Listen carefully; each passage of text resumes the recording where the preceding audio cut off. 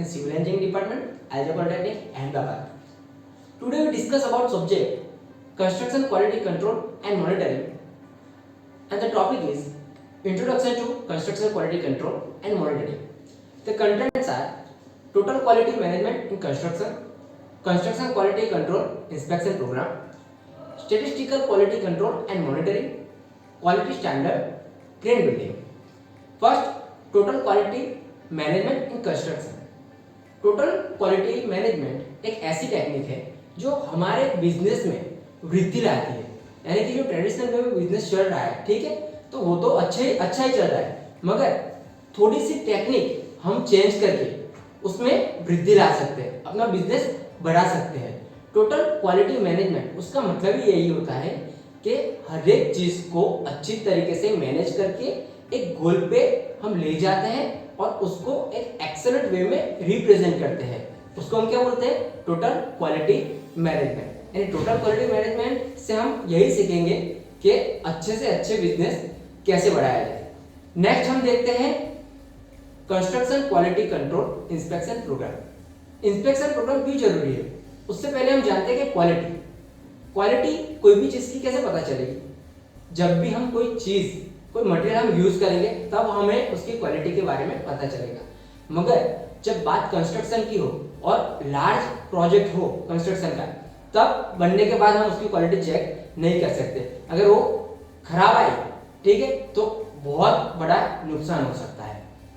वो ना हो उसके लिए हम क्या कर सकते हैं? जैसे कि कोई कंस्ट्रक्शन प्रोजेक्ट है, ठीक है, तो हर एक स्टेप पे, कंस्ट्रक्शन के हर एक स्टेप पे हम रिपोर्ट जनरेट करते हैं और उस रिपोर्ट में उसका मटेरियल, लेबर, उसका इक्विपमेंट, सारी चीजों का हम इंस्पेक्शन करते हैं और उससे हम क्वालिटी कंट्रोल इंस्पेक्शन प्रोग्राम बनाते हैं। इस चैप्टर में हम यही सीखेंगे कि construction quality control inspection program कैसे बनाते हैं। नेक्स्ट हम बात करते हैं statistical quality control and monitoring. Statistical quality control उससे पता चलता है कि जैसे कि कोई बिल्डिंग है, ठीक है, 8 माला 10 माला, तो हर एक स्टेप है, जैसे कि हर एक फ्लोर पे पहले कॉलम, स्लैब, फ्लोरिंग, यही चीज फर्स्ट फ्लोर से लेके 10 तक रिपीट होने वाली है। तो जैसे कि फर्स्ट फ्लोर पे हमें प्रॉपर क्वालिटी जो हमें चाहिए वो मिल गई, तो वही बरकरार रखने के लिए, ठीक है, वो हम रिप्रेजेंट करेंगे। कैसे रिप्रेजेंट करेंगे? स्टैटिस्टिकल, यानी कि आंकड़ा की उसकी कोई वैल्यू होगी, वो परसेंटेज में होगा, वही चीज फर्स्ट से लेके लास्ट तक वही रहे, उसके लिए हम स्टैटिस्टिकल क्वालिटी कंट्रोल करेंगे और उस पे मॉनिटरिंग करेंगे ताकि फर्स्ट से लेके लास्ट तक हम सेम वैल्यू में क्वालिटी बरकरार रखें। नेक्स्ट हम बात करते हैं क्वालिटी स्टैंडर्ड्स।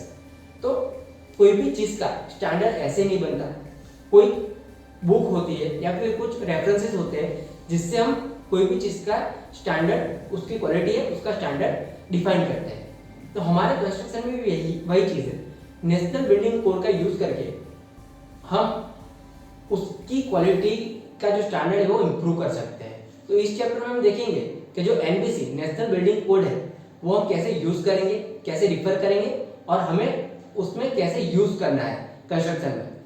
नेक्स्ट हम बात करते हैं ग्रीन बिल्डिंग। सो हम सबको मालूम है कि 5 एलिमेंट्स है नेचुरली। फर्स्ट अर्थ, वाटर, अग्नि, एयर एंड स्काई।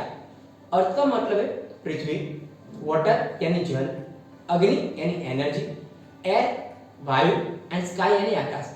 ये 5 एलिमेंट जो है नेचुरली, ठीक है, उसका यूज करके हम बिल्डिंग बनाए तो उसको हम बोलेंगे ग्रीन बिल्डिंग। अभी इसका यूज करना क्यों जरूरी है? क्योंकि ये नेचुरल मटेरियल है फर्स्ट, और उस मटेरियल से हम जो इको, जैसे कि बोलते हैं कि पॉल्यूशन नहीं करना है, तो जैसे कि कंक्रीट और वो सब है, वो बनने में, सीमेंट बनने में, वो सारी प्रोडक्ट्स में पॉल्यूशन होता है।